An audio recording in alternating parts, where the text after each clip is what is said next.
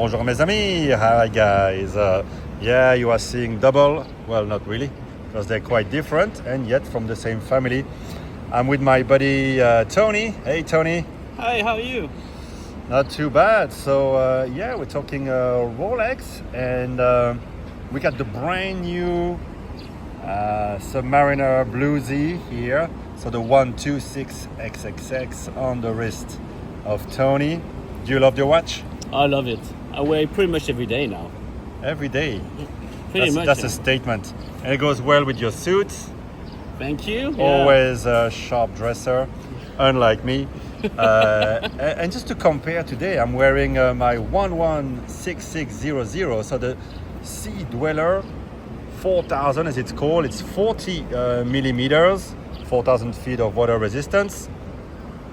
So a bit thicker than the sub of its time, which was the 116610. But I always prefer the look of the Sea Dweller because they had less shoulders. However, it's going to be a bit thicker, so a bit heavier.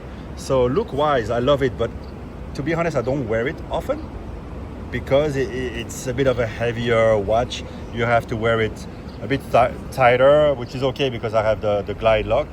And then when you look at the brand new one, they kind of changed the look, so they fixed a bit the shoulders, so they're thinner. Everything is still 40 millimeters, just like the 5-digit references, but the balance is re-established a bit closer to this. It's not to say that the 116XXX sub was bad in any way. It had a specific look, and I think we'll look back at it in the future with an interesting eye. But yeah, they really worked on it. It was probably the feedback from the customers. And this one here, they only made it for 3 years because the Submariner would outsell it probably 200 to 1. So the feedback from the customers was like, hey, why would I pay more for water resistance? I'm not going to use it for diving anyway, probably. And anyway, 4,000 feet is just crazy, right? It's a professional instrument, more than a splashy type of watch. But yeah, as you can see, Tony is wearing his watch all the time, right? And it's true. Another reason why I don't wear mine too much is because although it's a bit special with a fully graduated bezel, so you see it's visually a bit more interesting, and I like that there's no cyclops. It's still black on black, so it's a bit sad, and I like to have a bit of pizzazz. So Tony actually also has the Bluesy, the Starbucks, which is probably the perfect one, right? Because it adds that green. So which one do you prefer, the Starbucks or this? I think depending on the occasion, I would say that the Starbucks is a bit more casual, more sporty. The Bluesy is a bit more formal, more for work. So it depends on the occasion, I would say. They both have their own advantage, I would say. Yeah, I imagine the Starbucks, more sporty, so you're a bit less worried of scratching the center link. It would be like this, right? So yeah, you're right. You're right that the gold one, the two-tones one, is quite easy to scratch, especially on the gold side. And it's right. The Starbucks is a bit. I mean, even that you scratch a little bit is not as noticeable as the Bluesy. Sure. But the Bluesy is known to be a bit flash. Do you sometimes feel a bit like, oh, I'm flashing a bit too much, or does it make you feel? It's a watch that makes you feel good. It looks so good. And at the same time, can make you feel a bit like, people look at you a bit too much, right? You're right in the sense that it's quite noticeable. I mean, every single time that I wear it, everybody actually notices it. But I wouldn't say it's too flashy. I think it's noticeable. It's when people get close to me, they will see it and make some decent comment. But yeah, I mean, I like it. So I think it depends on the personality, right? Right, it's super hot here. We're going to move in the shade, and we're going to actually do a little switcheroo between the watches so we can both compare the weight of our respective watches. So making a little pause here. Let's do that. All right, little switcheroo done. And we're just comparing the feel. And it's funny because Tony feels that this one is lighter, and I feel like this one is lighter. And I'm guessing the weight might be fairly similar. maybe the Bluesy is heavier, but I find that the weight is more evenly distributed around my flat wrist, while the weight on this one that has a little tummy, a tight tummy, protruding a bit like Madonna, back in her borderline days, and Lucky Star, that one has a very concentrated weight, which I find a bit tiring on my personal wrist. But I know many people wear this every day, and I think if you wear it every day, you get used to it. What do you think, Tony? No, I do agree. In fact, this one is more even in terms of weight, for sure. This one is definitely more focusing in the center. So I do share the same view, actually. But I'm going to reiterate my comment about this one feeling a bit more sad. Let's face it. On your wrist now, of course it looks good, right? It's a classic look. But I think this looked better on you than on me. I still feel it's a bit flash for me. And on you, it really completed your look. I mean, you're nice today, you got your nice shirt, your nice suit. And I think that this Bluesy complements, especially now with the white dial. They refreshed that dial. It's like a beautiful lacquer. And to me, it looked better on you than it does on me. Oh, thank you. And it really complements your look better, but feel-wise, it feels more comfortable.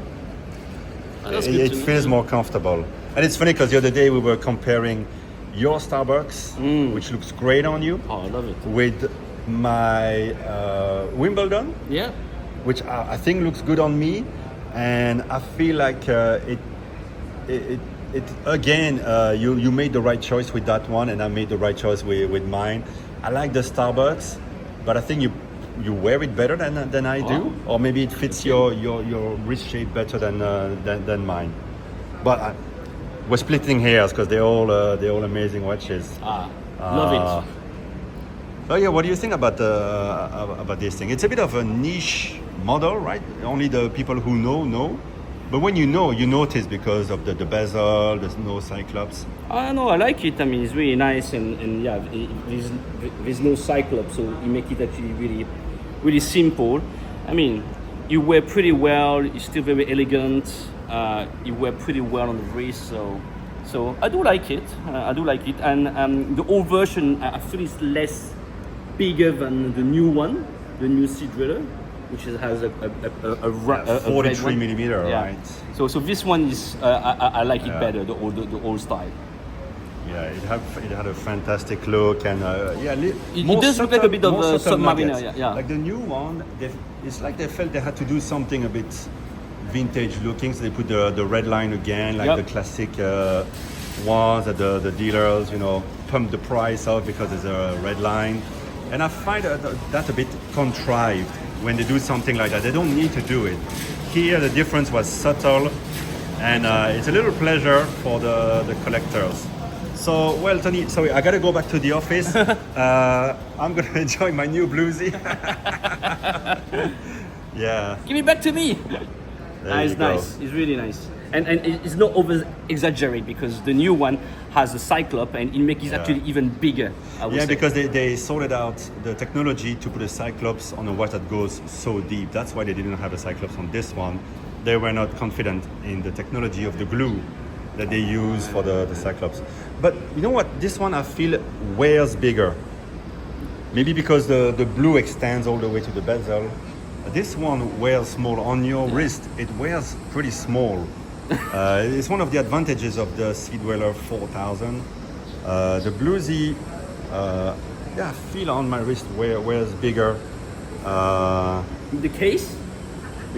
Tony has much more muscle than I have, so it wears better on him. The new Submariners wear better on him than they wear on my wrist, which I really like the 39 millimeter type of watches. So maybe all is in good order, and we have made wise choices. But you always want to look at other people's watches and try them on, and then you decide. I had the chance to buy the Bluesy, the 116 XXX version, and I didn't. I felt it would be a bit too flash for me. I think you need a personality like like Tony's to wear it the way it should be worn. But let us know what you think in the comments. Any last comment, Tony? I think you're eager to go for lunch. Yeah. I mean, I think both watches are very nice and have their own style. It really depends of basically your style and your taste. To be fair. Let's face it, you can't go wrong with Rolex. Nah. All right, man. Safe haven. Thanks, Tony, for sharing your watch. Bye-bye, guys.